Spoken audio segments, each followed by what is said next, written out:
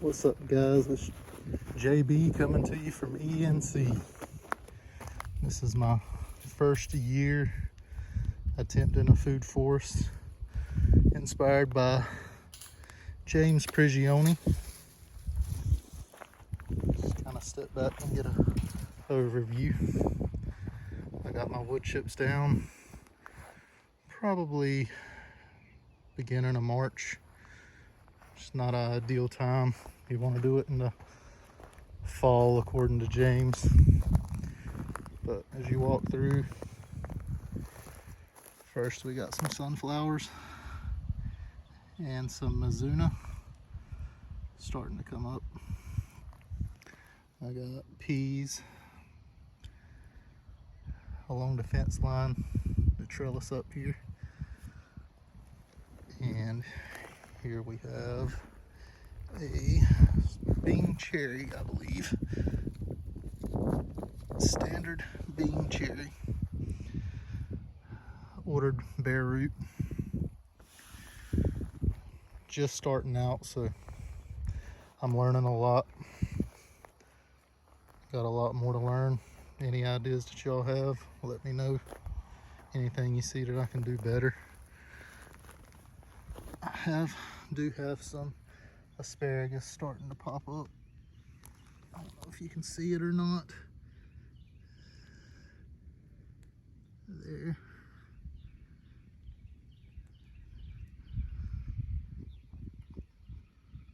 This is the first thing to get me excited in a while, guys. Here I got some radishes coming up, interplanted with my peas. There's a grape that had died off. I think I planted it a little too early, but it did come back. Got my temporary fence up. I'm gonna put gates up. Here we've got some dill and other herbs planted together. That's another grape that died. I don't know if it'll come back or not. But the purpose of the wood chips is to form a mycorrhizal association. Mycorrhizal is a fungus, and it also keeps your moisture content. It keeps your soil moist, holds in, retains that moisture. Get them down as soon as you can. Here I've got some okra coming up. That's purple okra. It's ordered from Baker Seeds. It's a purple okra. I can't remember the variety. And in front of that, I've got eggplant planted. Eggplant likes partial shade, I believe, so I planted the okra to grow up. Kind of shaded out a little bit. Back here, I got some more peas planted on the corner here. Some tomatoes, different varieties growing in this little area here. Obviously gonna have to do some thinning.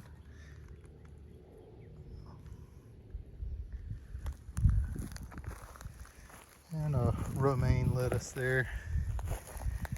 Here is a Santa Rosa plum, bought bare root. There's a purple kale and some potatoes.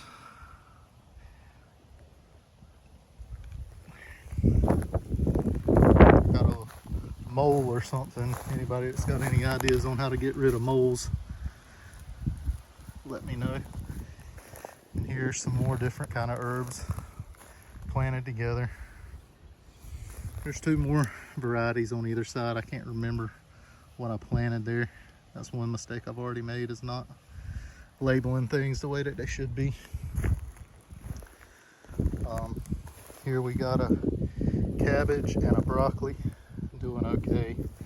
Not really that great, but here we have, I think this is another cherry tree. That is a sweet cherry. Here's more tomatoes coming up. Got a tomato there and a tomato there. I got to get my stakes in. I only got one in so far.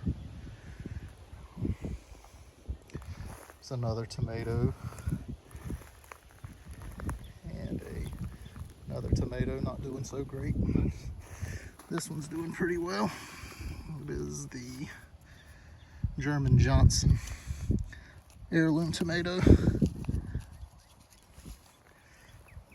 And there you can see the hole that the mole started on the other side of my squash. And this is an apple tree. I believe this is a Jonathan apple. I need to loosen up this label.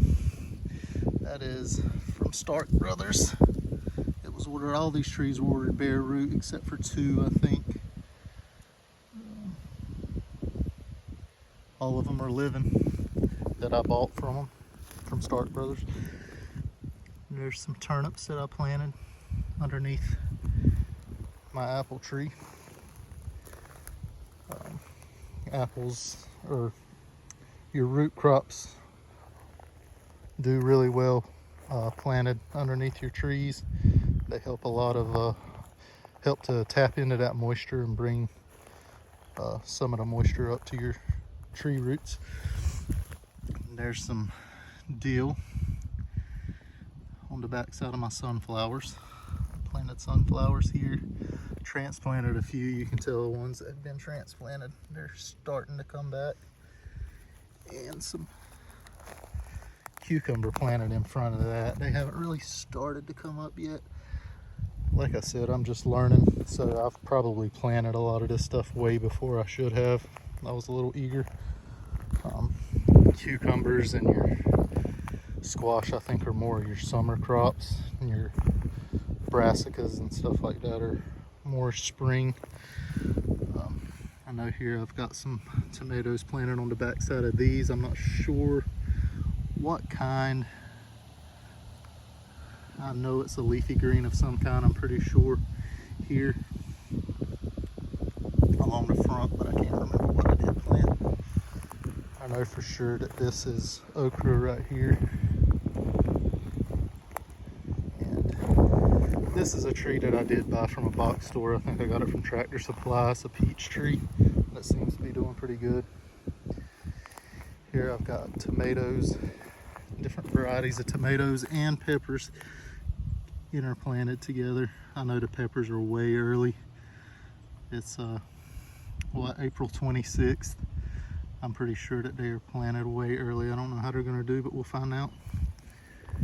And I have asparagus planted in this area, but it's not coming up yet. I planted it way later than what was planted back over there.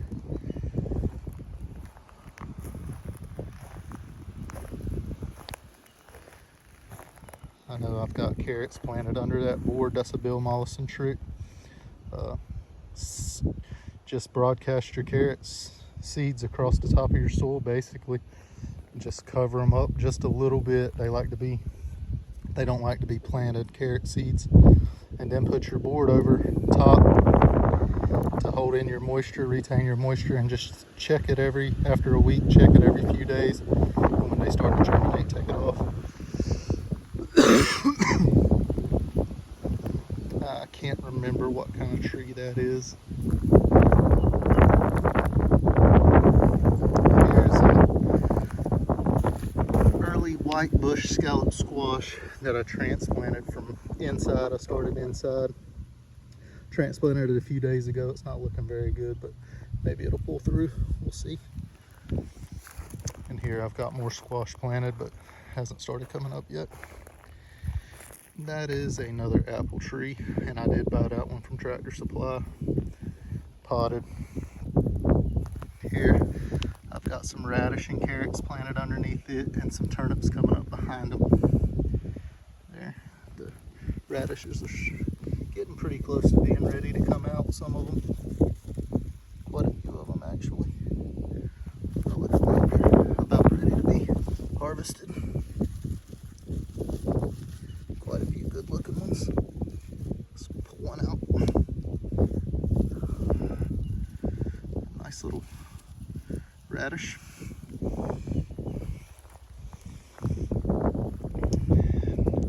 Here I've got tomatoes and I think some bush beans behind that. Can't really see them, but I got a raspberry there.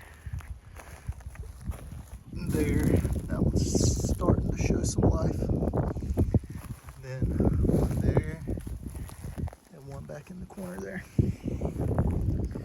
This is a Red Haven peach that was bought bare root. I know I need to prune them. I'm just not exactly sure what I need to do, but I know I need to do it while they're young. Got some storms coming. There's my chicken coop my wife had to have. Here's some strawberries. For some reason I want to keep calling them watermelons. Looking good. I planted some at the front way early in April and they got hit by a little frost and died. But I do have these now. They're looking a lot better. I have chives planted beside my strawberries here. That's supposed to be a good companion plant. And here we have another plum. I can't remember the variety. I just know it's a plum because I bought it from Tractor Supply, and it was one of the best ones that I bought from there. Here I've got some radishes, carrots, and broccoli planted all together in this area. Here I have some more beans planted along the fence line to trellis up. Come back when the beans are finishing up and probably plant some cucumbers or squash or something in front of them.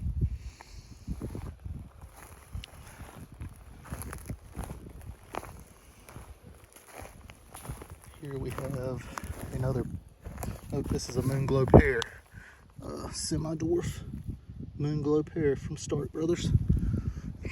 Every tree that I've bought from them so far has lived. And like I said, this is my first year and they've only been planted for over a month, but they are all surviving. Here I have some lavender. It's not coming up that great yet. And here are a few more of the sunflower seed or sunflowers that I transplanted. They don't look that great, but they look better than they did. They're starting to come back. This is just a general tour of my very first food forest garden. Hopefully it's gonna turn out the way that I want.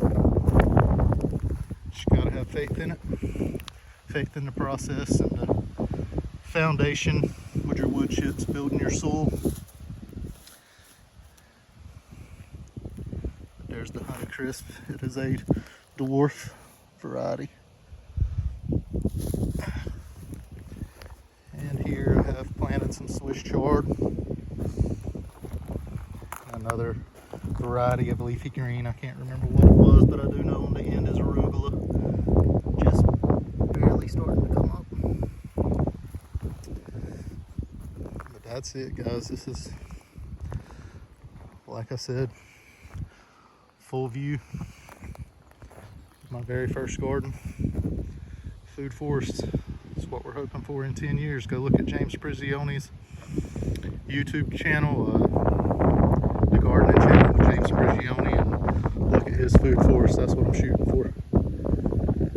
I have a lot of ideas that I'm going to do with the property. So jump in with me now and we'll see where it all goes. Learn with me. Teach me. And maybe you'll learn a few things from me too. And as Bill Mollison says, all of the world's problems can be solved in a garden. So get out there and plant you one.